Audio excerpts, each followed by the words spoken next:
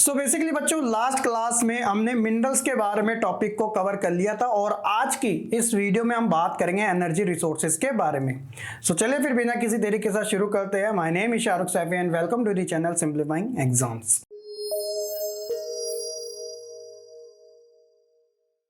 अगर बात कीजिए बच्चों एनर्जी रिसोर्सेज की, नाम से पता चल रहा है एनर्जी, तो देखिए इनका कहां कहां पे यूज किया जाता है। तो सबसे पहले energy is needed to cook, यानी कुकिंग के लिए एनर्जी की नीड होती है।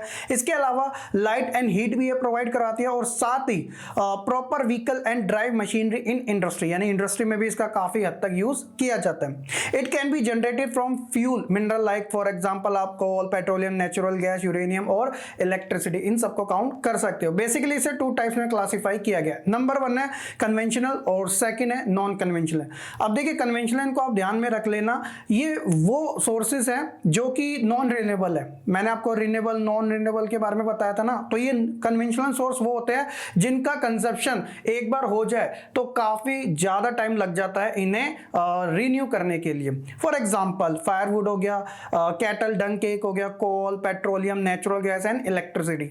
और उसी तरह जो नॉन कन्वेंशनल सोर्सेज हैं तो इनका कंजप्शन अगर एक बार हो जाए तो ये दोबारा से इनका रिप्रोडक्शन किया जा सकता है, यानी कि ये रिन्यू किए जा सकते हैं। For example solar, wind, tidal, geothermal, biogas and atomic energy.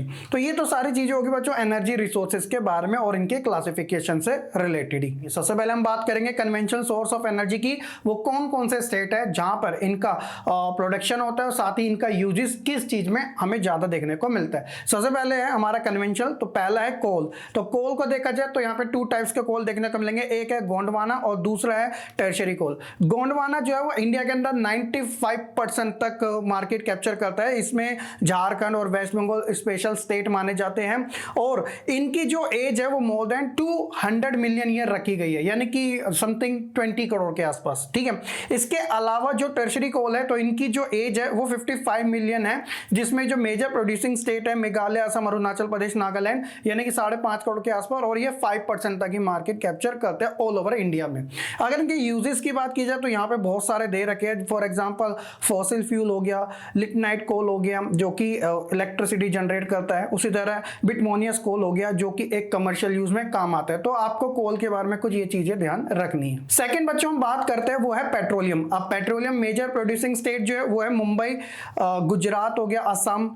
तो ये कुछ मेजर प्रोड्यूसिंग स्टेट है। और अगर देखा जाए इनके यूजेस को लेकर तो रॉ मटेरियल के लिए मैन्युफैक्चरिंग इंडस्ट्री में काफी हद तक काम आता है, सिंथेटिक जो टेक्सटाइल होता है उसके लिए भी काफी ज्यादा है, और साथ ही जो fertilize and numerous chemical industry है इसमें भी इसका ज्यादा यूज किया जाता है पेट्रोलियम का। थर्ड बात करते हैं बच्चों नेचुरल गैस के बारे में। अगर स्टेट्स की बात की जाए तो Krishna Godavari basin, Mumbai height, gulf of Cambay and Andaman Nicobar जो कि एक यूनियन टेरिटरी है, तो यहाँ पे ये major producing state and UT माने जाते हैं। इसके अलावा अगर इनके यूजेस की बात की जाए तो ये क्लीन एनर्जी का सोर्स माना जाता है जैसा कि आप जानते हैं, और इसके अलावा ये जो रॉ मटेरियल होते हैं पेट्रोकेमिकल इसमें भी किया जाता है, और साथ ही व्हीकल्स के अंदर जो फ्यूल होता है उसमें भी इसका काम किया जाता है। तो ये तो होगी नेचुरल गैसेस, जैसे सीएनजी कंप्रेस्ड नेचुरल गैस, इसकी फुल फॉर्म आप जानते हो, ज्यादा व्हीकल में इसका यूज किया जाता है। क्यों?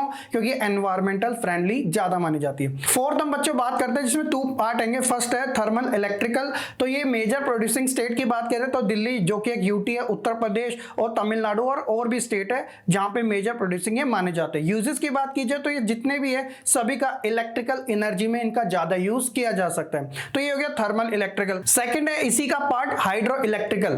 तो baccarat Nangal, Damodar valley project, Kapili hydel project, इनमें ये मेजर प्रोड्यूसिंग स्टेट माने जाते हैं। इसके अलावा इनका जो यूजेस है वो जो डैम्स होते हैं, मैंने आपको बताया था पहले भी, उनके काम आता है, जो कि डैम्स एक तरीके से जो वाटर का फ्लो होता है उसे रोकने में काफी हद तक हेल्पफुल होते हैं। इसके अलावा वही सारी चीजें जो पहले वाले में, यानी कि जितनी भी इलेक्ट्रिकल एनर्जी है इसमें इसका ज्यादा यूज किया जाता है। उसी तरह अगर हम बात करें non conventional source of energy की तो सबसे पहले इसमें आ गया एटॉमिक एनर्जी, यानी कि ये वो सभी एनर्जी है जिनका रिन्यू किया जा सकता है, ये क्योंकि ये रिन्यूएबल माने जाती है, कंजप्शन होने के बाद भी दोबारा से रिन्यू की जा सकती है। तो major producing state Uttar Pradesh का नाम है, ऐसा हो नहीं सकता एटॉमिक एनर्जी में। इसके अलावा गुजरात, महाराष्ट्र, कर्नाटक और तमिलनाडु, और इनका यूजेज जो होता है लार्ज अमाउंट में हीट एनर्जी जनरेट करता है, और इसके अलावा वही सारी चीजें जो हम आपसे पढ़ते आ रहे हैं इलेक्ट्रिकल एनर्जी में इसका यूज इजिली किया जाता है। इसके अलावा अगर बात की जाए सोलर एनर्जी की तो सोलर एनर्जी आज के समय काफी यूजफुल माने जाती है जो कि डायरेक्टली सनलाइट से एक तरीके से जो इलेक्ट्रिसिटी है उसे जनरेट करने का काम करती है। बहुत सारे जो स्कूल्स होते हैं वहां पर भी सोलर पैनल लगाए जाते हैं, थोड़े कॉस्टली होते हैं लेकिन ये एनवायरमेंट फ्रेंडली माने जाते हैं क्योंकि इलेक्ट्रिकल इनका यूज ज्यादा होता है और ये क्लीन सोर्स माना जाता है। उसी तरह अगर बात की जाए बच्चों विंड एनर्जी की, तो मेजर प्रोड्यूसिंग स्टेट में तमिलनाडु, राजस्थान, आंध्र प्रदेश, कर्नाटक, गुजरात, लक्षद्वीप, केरला ये आते हैं। इसके अलावा इनका यूजेज जो होता है, जो बड़ी बड़ी विंड मिल्स होते हैं वहां पे किया जाता है और साथ ही ये भी क्लीन सोर्स ऑफ एनर्जी माना जाता है और इनका यूज इलेक्ट्रिकल एनर्जी में ज्यादा किया जाता है। फोर्थ है बायोगैस।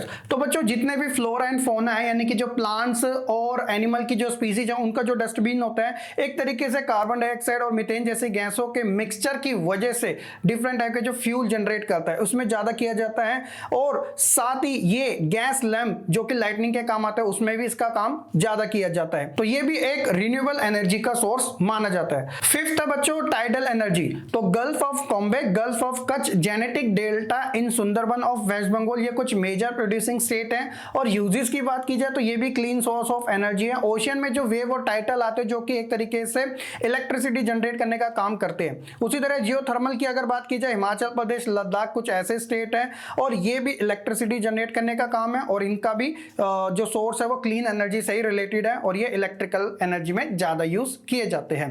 तो ये सारे non conventional source of energy हो गए। तो यही था आज की हमारी इस वीडियो में। होप्स हो कि आपको काफी अच्छे से समझ आ चुका होगा। बेसिकली इसके अंदर बात हो रही है कन्वेंशनल और नॉन कन्वेंशनल जो एनर्जी रिसोर्सेज है वो कौन कौन से हैं। अब जो हमारा नेक्स्ट पार्ट आएगा जिसके अंदर हम बात करेंगे इनके कंजर्वेशन की, क्योंकि कंजप्शन ज्यादा होता है तो कहीं ना कहीं प्रॉब्लम हो जाती है। तो मिनरल्स का भी कंजप्शन ज्यादा है और एनर्जी का भी, तो इसे बैलेंस में कैसे लाया जा सके उनके बारे में बात करेंगे और मेजर प्रॉब्लम्स कौन कौन सी फेस करने पड़ी है उनके बारे में बात करेंगे। होप्स हो कि यहाँ तक ये जो हमारे दो पार्ट्स की वीडियो थी वो अच्छे से समझ आ चुकी होगी। लास्ट पार्ट में हम इनके कंजर्वेशन की बात करेंगे और ये चैप्टर हमारा हो जाएगा फिनिश। होप्स हो कि बच्चों आपको ये वीडियो पसंद आई होगी। लाइक कमेंट शेयर करने के साथ चैनल को सब्सक्राइब करना बिल्कुल ना भूलिएगा।